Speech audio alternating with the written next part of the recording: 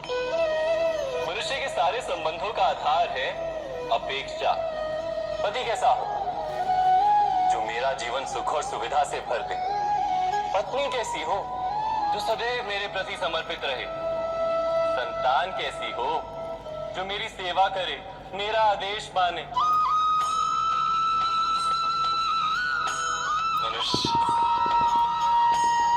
मनुष्य उसी को प्रेम भी कर पाता है जो उसकी अपेक्षा पूर्ण करता है। और अपेक्षा की तो नियति है भंग होना। कैसे? क्योंकि अपेक्षा मनुष्य के मस्तिष्क में जन्म लेती। कोई अन्य व्यक्ति उसकी अपेक्षाओं के बारे में जान ही नहीं पाता। पूर्ण करने की प्रामाणिक इच्छा हो तब भी कोई मनुष्य किसी की अपेक्षाओं को पूर्ण नहीं कर पाता। और वहां से जन्म लेता है संघर्ष। सारे संबंध संघर्ष में परिवर्तित हो जाते हैं। पर मनुष्य अपेक्षा को संबंध का आधार ना बनाए और स्वीकार करे केवल संबंध का आधार, तो क्या ये जीवन स्वयं सुख और शांति से नहीं भर जाएगा? स्वयं विचार कीजिएगा।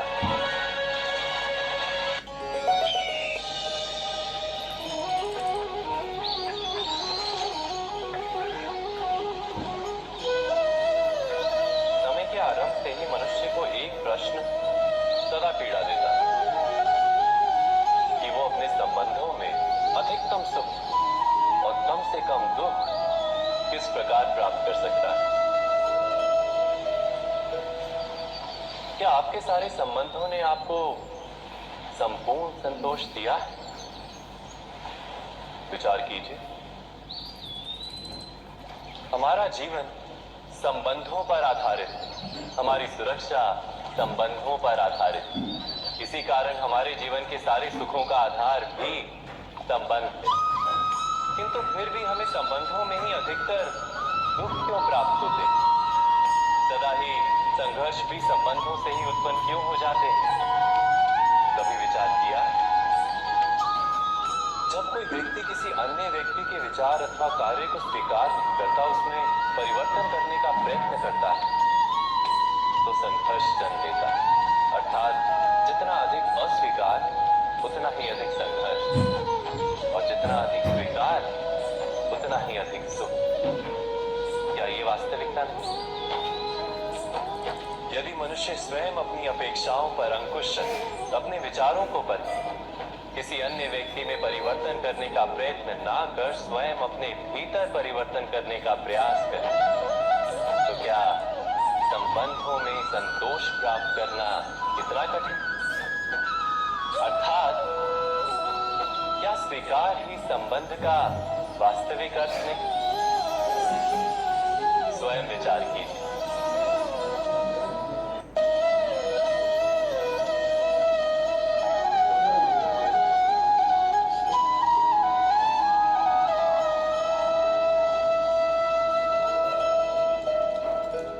जब किसी व्यक्ति को किसी घटना में अन्याय का अनुभव होता है, तो वो घटना उसके अंतर को झकझोर देती है।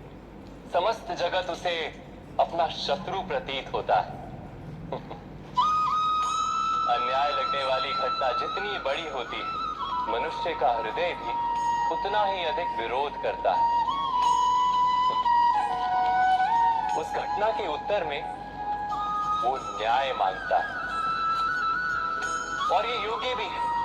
वास्तव में समाज में किसी भी प्रकार का अन्याय व्यक्ति की आस्था और विश्वास का नाश है। किंतु ये न्याय क्या है? न्याय का अर्थ क्या है? अन्याय करने वाले को अपने कार्य पर पश्चाताप हो, और अन्याय भुगतने वाले के मन में फिर से विश्वास जगे समाज के प्रति। इतना ही अर्थ है ना न्याय का। किंतु जिसके हृदय में धर्म नहीं होता, वो न्याय को छोड़कर बैर और प्रतिशोध को अपनाता है। हिंसा के बदले प्रतिहिंसा की भावना लेकर चलता है। स्वयं भोगी हुई पीड़ा से कहीं अधिक पीड़ा देने का प्रयत्न करता है और इस मार्ग पर चलते अन्याय को भुगतने वाला स्वयं अन्याय करने लगता है। शीघ्र ही वो अपराधी बन जाता है। अर्थात न्याय और प्रतिशोध के बीच बहुत कम अंतर होता है और इसी अंतर का नाम है धर्म। क्या ये सत्य नहीं? स्वयं विचार कीजिए। दो व्यक्ति जब निकट आते हैं तो एक दूसरे के लिए सीमाएं और मर्यादाएं निर्मित करने का प्रयत्न अवश्य करते हैं। हम यदि सारे संबंधों पर विचार करें तो देखेंगे कि इन सारे संबंधों का आधार यही सीमाएं हैं जो हम दूसरों के लिए निर्मित करते हैं। और यदि अनजाने में भी कोई अन्य व्यक्ति इन सीमाओं को तोड़ता है तो उसी क्षण हमारा हृदय क्रोध से भर जाता है। इन सीमाओं का वास्तविक रूप क्या है? क्या हमने कभी विचार किया? सीमाओं के द्वारा हम दूसरे व्यक्ति को निर्णय करने की अनुमति नहीं देते। अपना निर्णय उस व्यक्ति पर थोपते, अर्थात किसी की स्वतंत्रता का अस्वीकार करते हैं। और जब स्वतंत्रता का अस्वीकार किया जाता है तो उसका हृदय दुख से भर जाता है और जब वो सीमाओं को तोड़ता है तो हमारा हृदय क्रोध से भर जाता है। क्या ऐसा नहीं होता?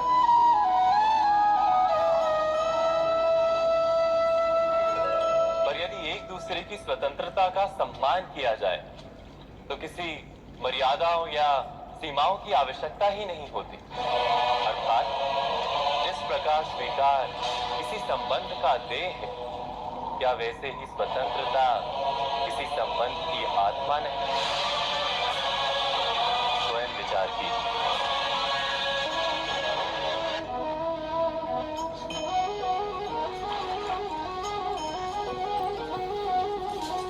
पिता सदा ही अपने संतान के सुख की कामना करते हैं, उनके भविष्य की चिंता करते रहते हैं। इसी कारणवश सदा ही अपने संतानों के भविष्य का मार्ग स्वयं निश्चित करने का प्रयत्न करते रहते हैं। जिस मार्ग पर पिता स्वयं चला है, जिस मार्ग के कंकर पत्थर को स्वयं देखा है, मार्ग की छाया, मार्ग की धूप को स्वयं जाना है, उसी मार्ग पर उसका पुत्र भी चले, यही इच्छा रहती है हर पिता की। निसंदेह उत्तम भावना है ये, किंतु तीन प्रश्नों के ऊपर विचार करना हम भूल ही जाते हैं। कौन से प्रश्न? प्रथम प्रश्न, क्या समय के साथ प्रत्येक मार्ग बदल नहीं जाते? क्या समय सदा ही नई चुनौतियों को लेकर नहीं आता? तो फिर बीते हुए समय के अनुभव नई पीढ़ी को किस प्रकार लाभ दे सकते हैं? दूसरा प्रश्न, क्या प्रत्येक संतान अपने माता पिता की छवि होता है? हाँ, संतानों को संस्कार तो अवश्य माता पिता देते हैं, किंतु भीतर की क्षमता तो ईश्वर देते हैं। तो जिस मार्ग पर पिता को सफलता मिली है, विश्वास है कि उसी मार्ग पर उसकी संतानों को भी सफलता और सुख प्राप्त होगा। तीसरा प्रश्न, क्या जीवन के संघर्ष और चुनौतियां लाभकारी नहीं होती? क्या प्रत्येक नया प्रश्न एक नए उत्तर का द्वार नहीं खोलता? तो फिर संतानों को नए नए प्रश्नों, संघर्षों और चुनौतियों से दूर रखना, ये उनके लिए लाभ करना कहलाएगा या हानि पहुंचाना? अर्थात जिस प्रकार संतान के भविष्य का निर्माण करने के बदले उसके चरित्र का निर्माण करना श्रेष्ठ है, वैसे संतानों के जीवन का मार्ग निश्चित करने के बदले उन्हें नए संघर्षों के साथ जूझने के लिए मनोबल व ज्ञान देना अधिक लाभदायक नहीं होगा? स्वयं विचार कीजिए। सबके जीवन में ऐसा प्रसंग अवश्य आता है कि सत्य कहने का निश्चय होता है हृदय, किंतु मुख से सत्य निकल नहीं पाता। कोई भय घटना अथवा प्रसंग के बारे में बात करना या फिर स्वयं से कोई भूल हो जाए उसके बारे में कुछ बोलना, क्या ये सत्य है? नहीं, ये तो केवल तथ्य है। अर्थात जैसा हुआ था वैसा केवल बोल देना सामान्य सी बात है। किंतु कभी कभी उस तथ्य को बोलते हुए भी भय लगता है। कदाचित किसी दूसरे की भावनाओं का विचार आता है मन, दूसरे को दुख होगा ये भय भी शब्दों को रोकता है। तो ये सत्य क्या है? क्या हमने कभी विचार किया है? जब भय रहते हुए भी कोई तथ्य बोलता है तो वो सत्य कहलाता है। वास्तव में सत्य कुछ और नहीं, केवल निर्भयता का दूसरा नाम। और निर्भय होने का कोई समय नहीं होता, क्योंकि निर्भयता आत्मा का स्वभाव है। अर्थात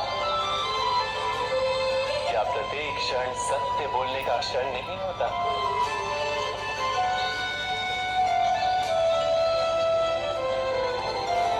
स्वयं विचार कीजिए, जब भी किसी की आशा और इच्छा भंग होती है तो उसका हृदय क्रोध से भर जाता है। जिस व्यक्ति को वो अपना अपराधी समझता है उसे दंड देने का प्रयत्न करता है। पर क्या हमारी इच्छा या आशा का भंग होना क्या सदा ही किसी का अपराध होता है? इच्छाओं के अपूर्ण रहने के तो कई कारण हो सकते हैं। कुछ तो संजोग के कारण अधूरी रह जाती हैं और कुछ नियति के कारण। और कभी कभी इच्छाओं का स्वरूप ही ऐसा होता है कि वो पूर्ण नहीं हो पाती। बिना परिस्थिति पर विचार किए किसी को अपराधी मान लेना न्याय नहीं, प्रतिशोध है। न्याय का आधार तो दया है, करुणा है, और प्रतिशोध का आधार क्रोध, अहंकार। अर्थात हृदय में करुणा धारण किए बिना किसी के अपराध के विषय में विचार करना, किसी को दंड देना, क्या अपने आप में ही अन्याय नहीं? स्वयं विचार कीजिए।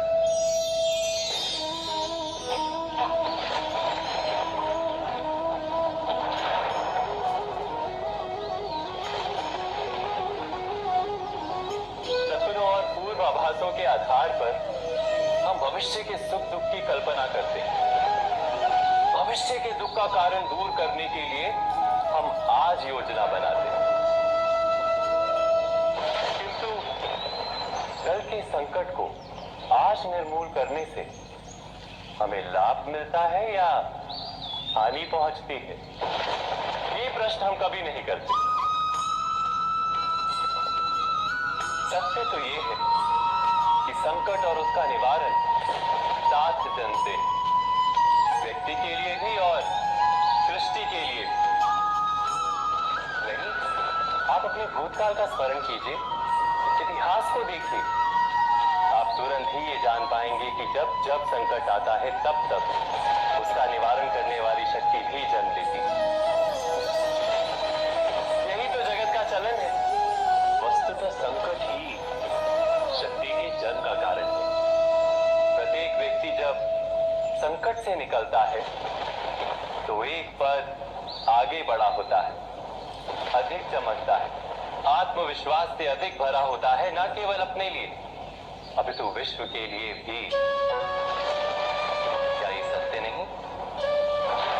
वास्तव में संकट का जन्म है एक अवसर का जन्म, अपने आप को बदलने का, अपने विचारों को ऊंचाई पर करने का अवसर, अपनी आत्मा को बलवान और ज्ञान मंडित बनाने का अवसर।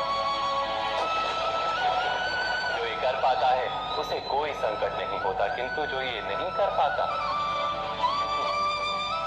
वो तो स्वयं एक संकट है विश्व के लिए। विचार कीजिए।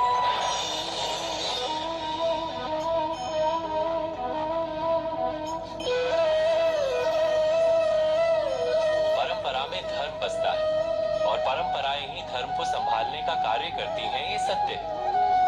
पर क्या केवल परंपरा ही धर्म है? विचार कीजिए। सत्य तो यह है कि जिस प्रकार पाषाण में शिल्प होता है, उसी प्रकार परंपरा में धर्म होता है। इस पत्थर में शिल्प है, ये पत्थर शिल्प नहीं। शिल्प को उजागर करने के लिए उसे तोड़ना पड़ता है, अनावश्यक भागों को दूर करना पड़ता है। ठीक उसी प्रकार परंपराओं में धर्म ढूंढना पड़ता है। जिस प्रकार इंद्र पूजा की परंपरा को तोड़कर गोवर्धन पूजा का धर्म ना ढूंढा जाता, तो यादवों को उनकी मुक्ति का मार्ग नहीं मिल पाता। अर्थात परंपरा को पूर्णता छोड़ देने वाला धर्म से वंचित रह जाता है, और परंपरा का अंध अनुकरण करने वाला भी धर्म को प्राप्त नहीं कर पाता। कहते हैं हंस के पास नीर क्षीर विवेक होता है। दूध में मिले पानी को छोड़कर केवल दूध ही ग्रहण करता है। तो क्या सच्चा धर्म प्राप्त करने के लिए हृदय में ज्ञान से जन्मा विवेक आवश्यक है? और ऐसे विवेक के बिना जिसे धर्म मान भी लिया जाए, जो वास्तव में धर्म ना भी हो, ऐसा भी तो हो सकता है। स्वयं विचार कीजिएगा।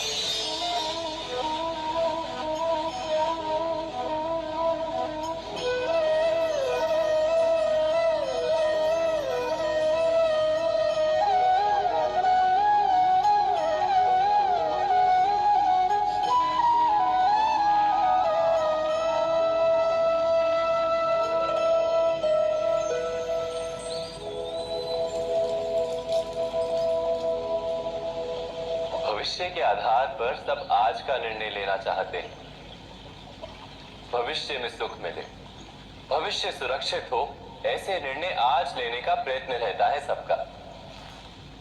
आप अपने जीवन को देखिए, क्या आपके अधिकतर निर्णय के पीछे भविष्य का विचार नहीं होता? और हो भी क्यों ना, अपने जीवन को सरल और सुखमय बनाने का प्रयत्न करने का अधिकार सबका है। भविष्य तो कोई नहीं जानता, केवल कल्पना ही की जा सकती है। तो जीवन के सारे महत्वपूर्ण निर्णय कल्पनाओं के आधार पर ही करते हैं हम। क्या निर्णय करने का कोई तीसरा मार्ग हो सकता है? विचार कीजिए। सारे सुखों का आधार धर्म है, और वो धर्म मनुष्य के हृदय में बसता है। तो प्रत्येक निर्णय से पूर्व स्वयं अपने हृदय से ये प्रश्न अवश्य पूछ लेना कि ये निर्णय स्वार्थ से जन्मा है या धर्म से। क्या इतना पर्याप्त नहीं? भविष्य के बदले धर्म का विचार करने से क्या भविष्य अधिक सुखपूर्ण नहीं होगा? स्वयं विचार कीजिए। व्यक्ति को जब उसके अपराध का दंड मिलता है, तब कभी कभी उस न्याय को देखकर मन कचोटता है। प्रश्न उठता है हृदय में कि जब वो अपराध हुआ था, तब व्यक्ति भिन्न था। उसके पश्चात उसने इतने पश्चाताप किए, स्वयं में इतना परिवर्तन किया, फिर उसे दंड क्यों मिले? पर जहां आघात होता है, वहां प्रत्याघात भी होता है। जैसा कर्म वैसा फल। यदि किसी को प्रेम दोगे तो सुख प्राप्त होगा, यदि किसी की हत्या करोगे तो मृत्यु दंड मिलेगा। जैसा कार्य वैसा ही न्याय। तो फिर प्रायश्चित और पश्चाताप का कोई मूल्य नहीं है? अवश्य है मूल्य। प्रायश्चित और पश्चाताप मनुष्य की आत्मा को बलवान करता है। आने वाले दंड को स्वीकार करने के लिए मनुष्य को तैयार करता है। अर्थात बिना प्रायश्चित के दंड स्वीकार करने का कोई मूल्य है? स्वयं विचार कीजिए।